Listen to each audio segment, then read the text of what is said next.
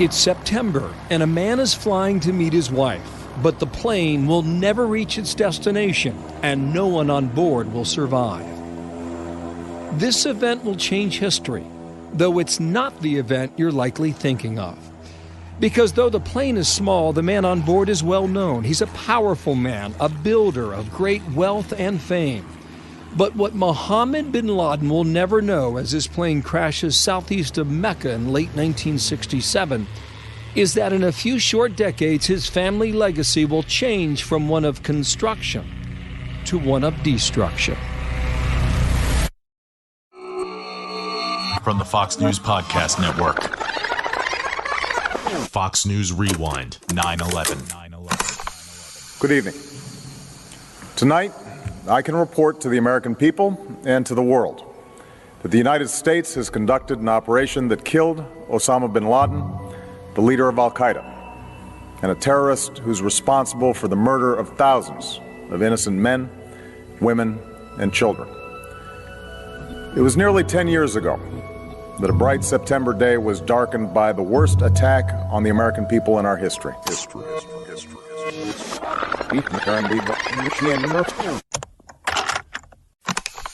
The president did unleash the psychological version of shock and awe with that attack aimed directly at Saddam Hussein himself.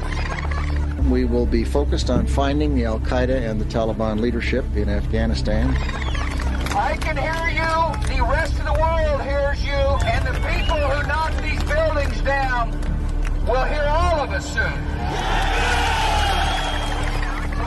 There is a plane that has been hijacked. It is 20 minutes south of Washington and is headed this way. An incredible plane crash into the World Trade Center here at the lower tip of Manhattan. 17 American servicemen killed by 2 suicide bombers whose boat rammed the USS Cole on October 12th. This morning at 10:30 a.m., the heart of Nairobi was actually ripped apart by a bomb. It was an explosion of extraordinary magnitude that ripped through the underground garage beneath a huge World Trade Center complex. It left... Starting in 1979, the Soviets poured more than 100,000 soldiers into Afghanistan. Seeing it as part of the communist creep, America trained and bankrolled the Mujahideen to resist. Episode 1. The Origins of Terror. أن الحقيقة ما ذكرته سابقا أن أحداث منهاتن كانت ردا على قتل التحالف الأمريكي الإسرائيلي. Osama bin Laden was born in Saudi Arabia for a father who basically came from Yemen. Former FBI Supervisory Special Agent Ali Soufan. His father was a Yemeni Saudi who became one of the wealthiest people in Saudi Arabia after the royal family. His mother was Assyrian, and bin Laden was the middle child of 52 children that Mohammed bin Laden had, the father. He lived actually a life without his dad. His dad died when bin Laden was young. I think the dad died in 1967. Bin Laden was very young at the time. And his mother and his brothers were basically the family that he has. Osama bin Laden grew up as a member of one of the wealthiest families in Saudi Arabia. Osama bin Laden was born in Saudi Arabia to a very large, wealthy family and conservative. So they were religiously very conservative. AEI Fellow and Advisor to Critical Threats Project, Catherine Zimmerman. His radicalization process began really, I would say, while he was in Saudi Arabia. He met a preacher, Abdullah Azzam, who's actually known as the father of jihad while in Saudi Arabia. And after bin Laden graduated university, was convinced to go to Pakistan to join him in the Afghan jihad. And it was exposure to the more conservative Salafi and I would say Salafi jihadi concepts that Abdullah Azzam and those around him espoused that really brought bin Laden to be the person that we know today. قوات الإمارة الإسلامية بعزم وإصرار وتوكل على الله Ayman al-Zawahiri was an early member of the Muslim Brotherhood, the dissidents in Egypt. Fox News Sunday anchor Chris Wallace. He was jailed for his opposition to the leadership of Anwar Sadat and Hosni Mubarak. Ayman Zawahiri is an Egyptian doctor. He comes from a very wealthy and very rich family. His father was a known surgeon. His mother was also the daughter of the president of Cairo University and the founder of King Abdulaziz University, which is the only university at the time in Saudi Arabia. His father was an ambassador to a few countries. His great-grandfather or his grandfather's brother was one of the founding members of the Arab League. So he comes from a really, aristocratic family, if you want to call it, very educated family, a very well-known family in Egypt. He actually joined the Muslim Brotherhood when he was quite young, when he was a teenager. And the Muslim Brotherhood in Egypt was very active in trying to transform how the Egyptian government was organized to instill more Sharia law, that's law based on Islam, the religion. And he rapidly actually became disabused of the idea that the Muslim Brotherhood's path forward, which was nonviolent, was going to be effective. And you see him, he gets rounded up in an effort by the Egyptian government to quell Islamist dissent. He spends a couple of years in prison, during which time he really came out a changed man. And it's actually notable within the jihadi circles that while he was in prison, he certainly spoke to his interrogators about his network and facilitated the roll-up of additional Islamists. At a young age, he started to be very into Sayyid Qutb's teaching. Sayyid Qutb was an Egyptian intellectual early on in his life. He did not show an indication of radicalization. I think a lot of his views shifted after he traveled to the United States and studied in Colorado. He had not a lot of good things to say about the U.S., about American culture, and he believed that the U.S. is a nation without values. So when he came back to Egypt, he started to look into Egyptian traditional values that he found in Islam. That created a problem between him and the secular government at the time of Jamal Abdel Nasser, the socialist government. And that led into a crash between him and between Jamal Abdel Nasser. He was arrested for conspiring against the regime, where he was tortured. And, and then he was released and then was arrested again for his role in ordering an assassination against Jamal Abdel Nasser. After that, he was executed. His experience in jail created a shift in the views of many in the Muslim Brotherhoods. So basically, Sayyid Qutb, because of the torture that he endured in prison, he believed that there is no Muslim can torture another Muslim the way that he was tortured. So those people who are torturing him are not Muslims. They are living in Jahiliyyah, which is the time before Islam. And thus, they need to be fought and they need to be killed. And this is where the concept of the takfir came. So we start seeing many of those Islamists who want to declare war on other Muslims, to include their own governments, using the ideological justification of Sayyid Qutb in doing so. And that's how Sayyid Qutb impacted the thinking of Ayman Zawahiri. But he comes out of prison and understands that he needs to use violence to achieve his aims. And he is part of this group known as the Egyptian Islamic Jihad, and over time he becomes the leader. But really, the Egyptian Islamic Jihad was never quite successful inside of Egypt. And most of that was a reflection of both the Egyptian security services and also the violence that the jihadists inside of Egypt were imposing upon the civilian populations. So this becomes critical to the development of Ayman al-Zawahiri and his idea of how you can be successful in this line of work. 1979 had many events that contributed to everything that we saw later with the rise of Islamization, if you want to call it, in the Muslim world. So first, it starts with the Iranian Revolution in February of 1979 and the return of Khomeini to Iran.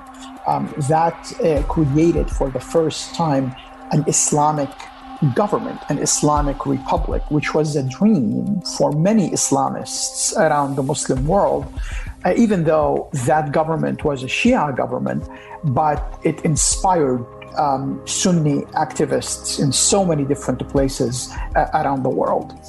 The second one was the Camp David Accord, which really angered so many people in the Muslim world, especially the Islamists, and eventually led to the assassination of the Egyptian President Anwar Sadat by Egyptian Islamists in the armed forces, and many of them were, caught. And Ayman Zawahiri was one of those people who allegedly conspired to kill Anwar Sadat. The third event that took place was the seizure by Wahhabi extremists of the mosque in Mecca, and they, kept many, worshippers hostages until the mosque was liberated by reportedly French troops, French paratroopers, who went and aided the Saudis in taking back the holy site. The fourth event was the Soviet invasion of Afghanistan in December of 1979. Afghanistan's really been at the crossroads of history for centuries and centuries. It's only been together as a country since about the 1700s, mid-1700s. Fox News senior foreign affairs correspondent Greg Palcott. It's better to describe it as a patchwork of warlords, chieftains, ethnic tribes, and divided along sort of geographical lines too. You have the Pashtuns in the southwest and covering a lot of the desert area down there too. Up in the mountains, you have the Tajiks. Out in the west, it's an area called Herat, a city and a region that blends right into that country next door, which is Iran. To the east, of course, there's Pakistan, and to the north there's Uzbekistan, Tajikistan, China even. It was really a crossroads of all empires moving in and moving out, and that's how it got its name of graveyard of empires, because people tried to conquer these guys, but they're tough fighters, and they did not go down with a fight, and the other guys did. This was the height of the Cold War. And at that point, there were two predominant ideologies in the world and two spheres of influence, the Soviet communist and the American democratic or capitalist. Fox News Channel correspondent Amy Kellogg. And Afghanistan was, and frankly, as you know, still is a very traditional and tribal society. And it slipped into the Soviet camp after a coup in 1978. And the point of the coup, which brought in a communist government, was to modernize Afghanistan. But it became a very repressive situation very quickly. And for that reason, and also for the fact that modernizing clashed with traditional Afghan culture, there was a lot of pushback. And Moscow began to worry that Afghanistan might switch sides and start to cozy up to the United States. So it sent in its troops, and a quagmire ensued for about a decade. And many people say it was the USSR's Vietnam and a real drain on finances. It was a death trap for soldiers. And frankly, it really was a seminal event, though. I think everyone would agree in the downfall, the eventual collapse of the regime, the Soviet regime. Many countries around the Muslim world saw an opportunity because of the unrest that these Islamists are creating in places like Egypt or places like Algeria or places like Morocco or places like Saudi Arabia, with radical Wahhabis now rebelling and trying to take holy sites, worshippers as hostages. They saw an opportunity to basically export all their problems and all the radicals that they have to go and fight the Soviets in Afghanistan. In Afghanistan, you had radical Wahhabis who went there, but also you had Egyptian Takfiris who went there. Some people who are so Puritan in their views of Islam, and some people believe that that's not enough. You need, if you have a Muslim who is not in accordance to your views of things, that Muslim is an enemy and they need to be killed. So that kind of was the oil and the fire. These two ideologies merged in Afghanistan, and we see that merger causing the explosion that shaped most of our lives. So when Islamabad asked Washington for help in fighting the communist godless soldiers in neighboring Afghanistan, the U.S. obliged. They obliged by sending in aid because they just feared that there would be further rifts with Pakistan if they didn't. And these holy warriors that the U.S. came to the aid of were effectively the likes of Osama bin Laden. The U.S. had been helping the Mujahideen, had been providing them with money, had providing them with arms, including Stinger anti-aircraft missiles, because the enemy of my enemy is my friend. And anybody who was fighting the Soviets, the U.S. supported. Well, the United States found that there is a big opportunity to pay back the Soviets for a lot of things that they did to us. So definitely the U.S. supported the Mujahideen and aided them and gave them weapons and, helped them to defeat the Soviets. I think without American help, I don't believe the Mujahideen could have defeated the Soviet Union, and the Soviet Union will not have the quagmire in Afghanistan that it had. So from the U.S. perspective, it was essential to prevent the Soviets from taking Afghanistan and going all the way down to, the Arabian Gulf, the water on the Arabian Gulf. Geography explains why the Soviet Union has sent an army into Afghanistan to dominate that country, and if they could, Iran and Pakistan. So I think, after Afghanistan, it's possibly Pakistan. And I think it was one of these decisions in the U.S. government at the time that we need to contain communism and prevent the Soviet Union from, expanding its geopolitical influence and expanding its territories in the Gulf region and in South Asia. The CIA was promoting the jihadists in Afghanistan, while the FBI in the United States was investigating people who were training to go to Afghanistan. Former Assistant United States Attorney for the Southern District of New York, Andrew McCarthy. Because that's a violation of a criminal law that's known as the Neutrality Act, which means that when the United States is not at war with a country, as we were not at war with either Russia or Afghanistan, Americans are not supposed to participate in warfare activities, because obviously that can have the effect of drawing the United States into a conflict. So there was a lot of acting at cross purposes, I think, between our different agencies. And it starts out very early on in the 1980s with the fact that the CIA is promoting the jihad and the FBI is investigating it. Abdullah Azzam was a Palestinian activist. He was in the Muslim Brotherhood. He was an educator. He lectured in different universities, especially in Saudi Arabia.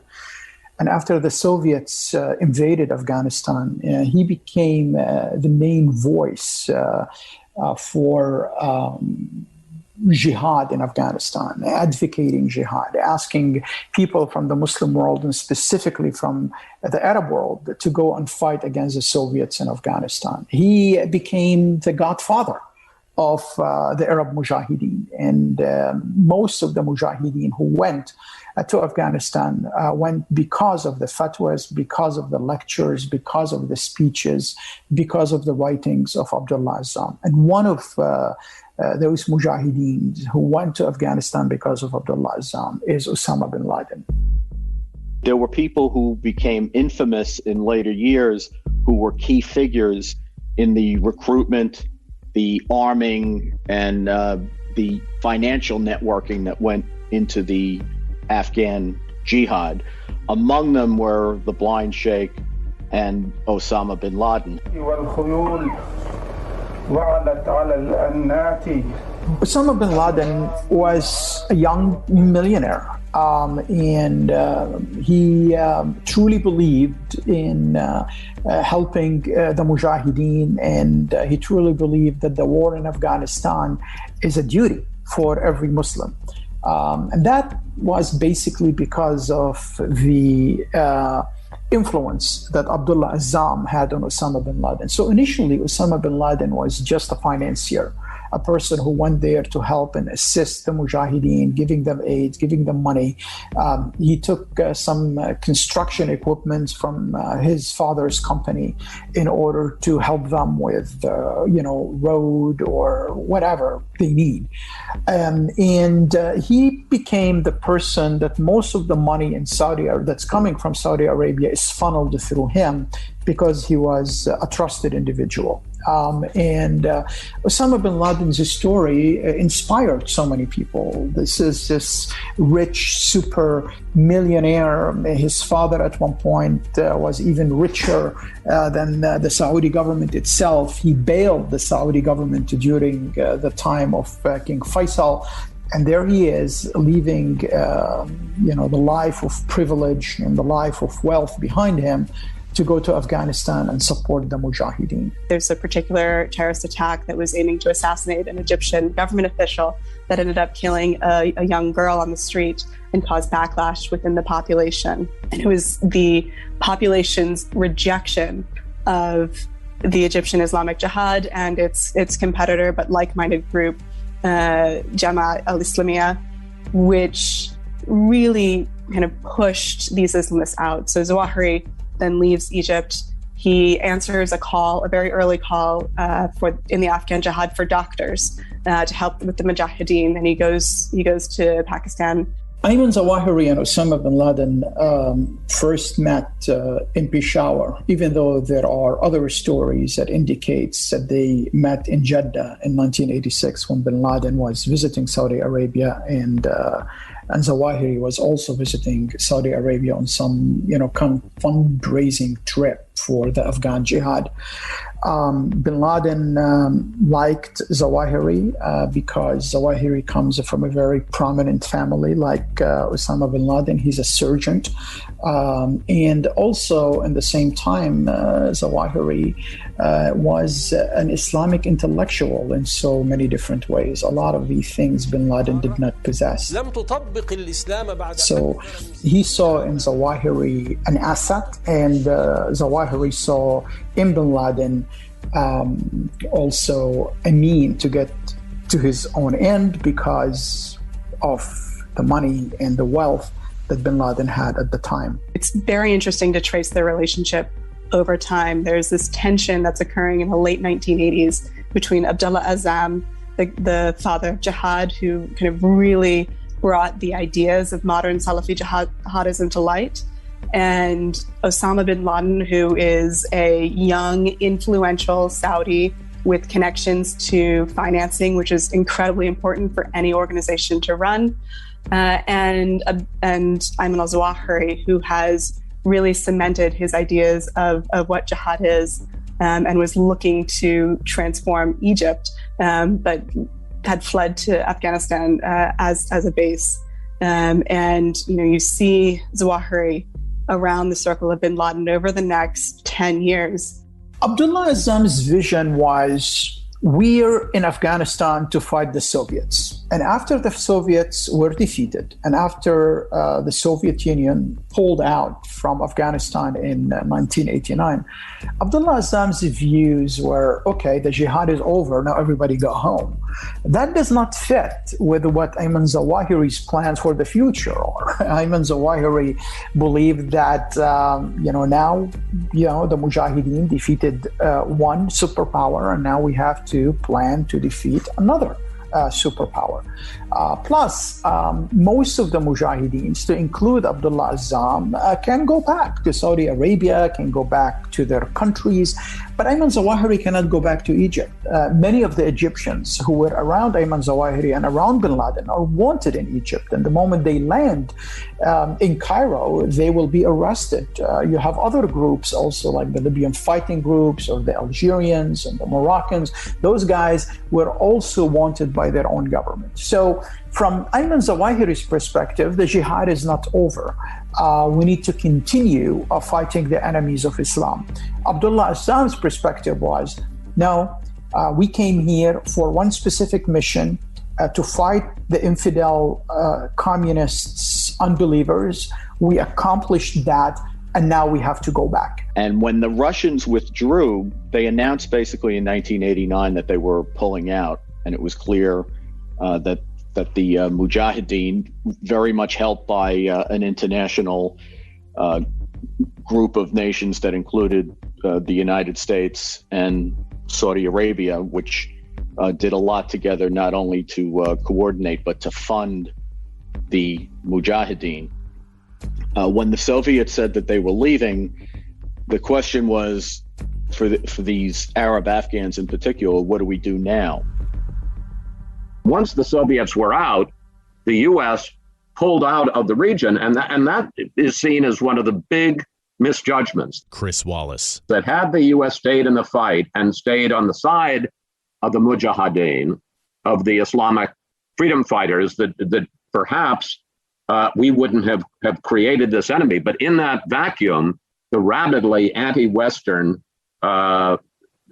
thought and beliefs of people like Osama bin Laden and Ayman al-Zawahiri spread, and suddenly, instead of being an ally of those forces in Afghanistan, we become the great Satan.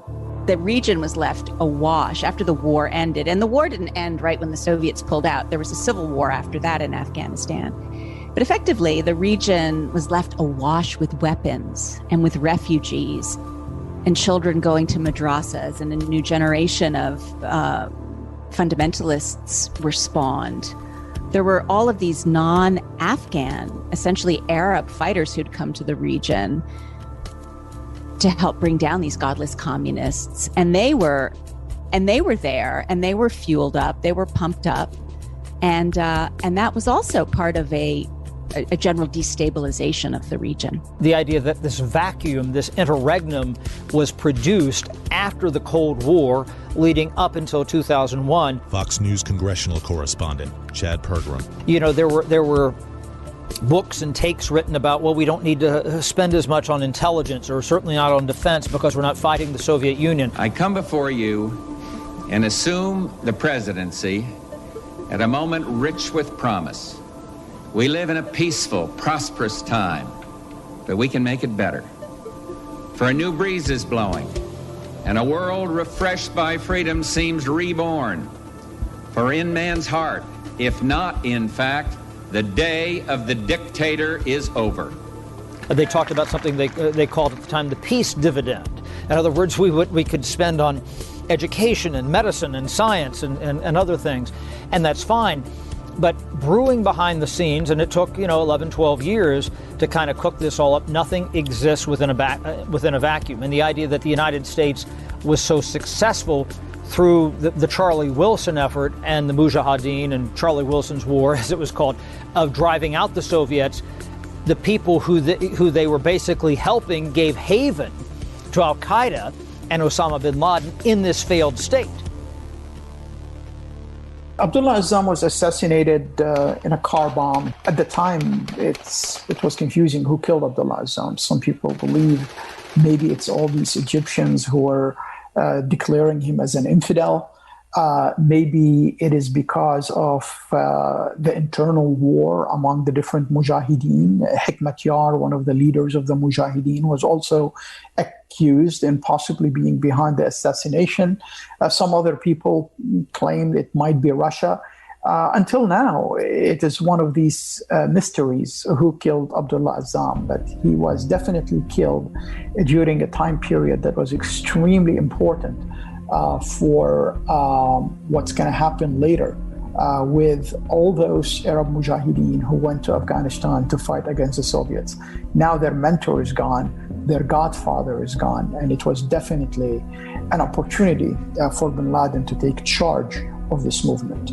The really interesting thing that he did was identifying key people over time that have served crucial roles in Al-Qaeda. Catherine Zimmerman. Bin Laden had fingers throughout the jihadi world, so he really could look for good ideas and then try to operationalize them.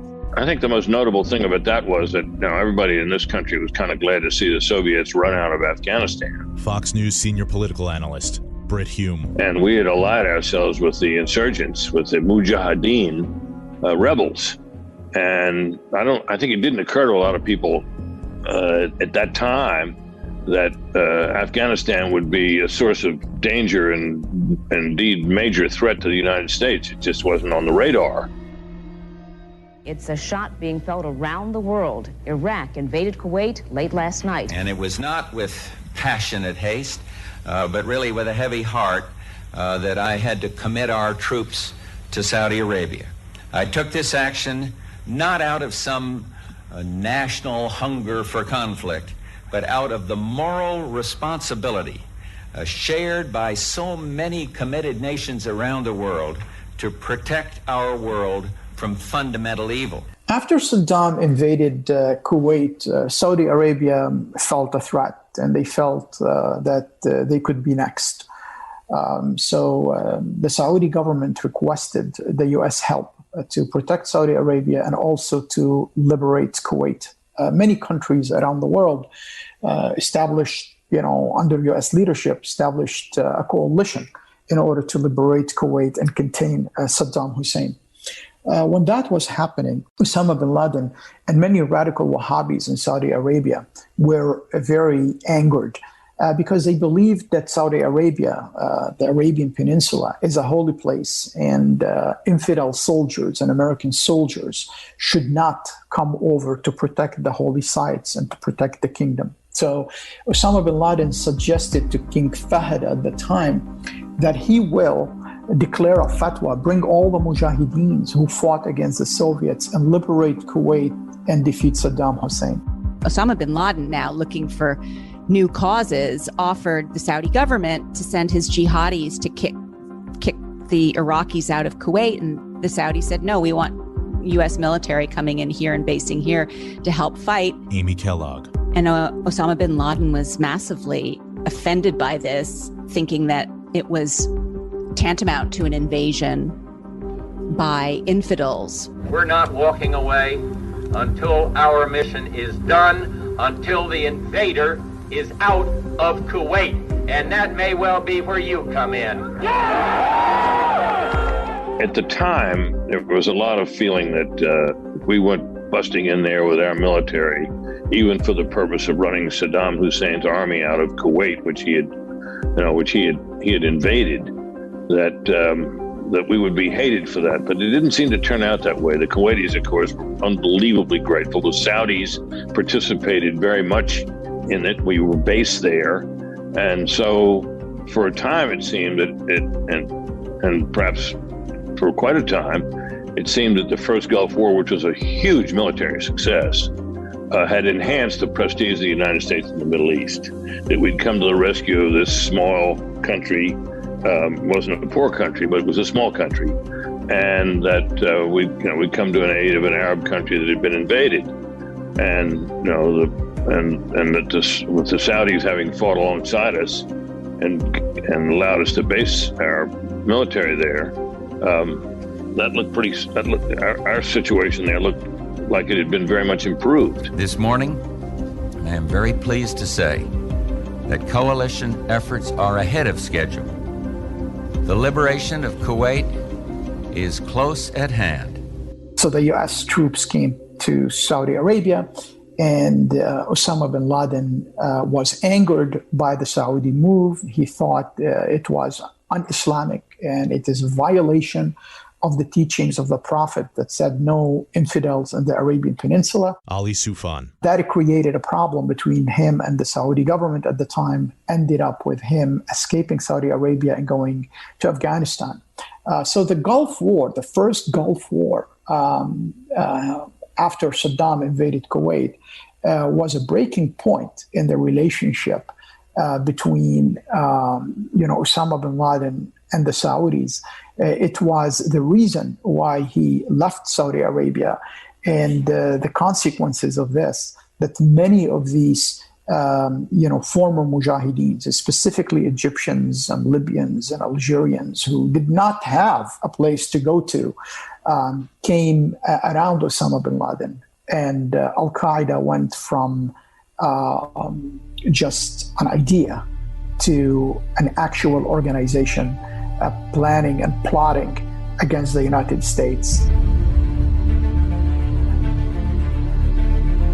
Next time on Fox News Rewind, 9/11. Khalid Sheikh Mohammed was someone involved in a plot trying to blow up a dozen U.S. jumbo jets. The plan started out as a potential of having a campaign of explosions throughout Manhattan, and ultimately what they did was settle on the Trade Center. Bin Laden was convinced that the way to get the United States out of the Muslim world was to cause America pain. I don't believe any of us truly understood the impact of the embassy bombings in Eastern Africa. They were horrendous. There was a lot of talk about a new world order and a lot of controversy about that. But to the most Americans, the new world order looked like one in which our mortal enemy had been defeated. After Ramzi Youssef was arrested, he was in a helicopter. They flew next to the World Trade Center, and one person told Ramzi, "See, it's still standing." And Ramzi said, "Well, if I had more money, it won't be standing."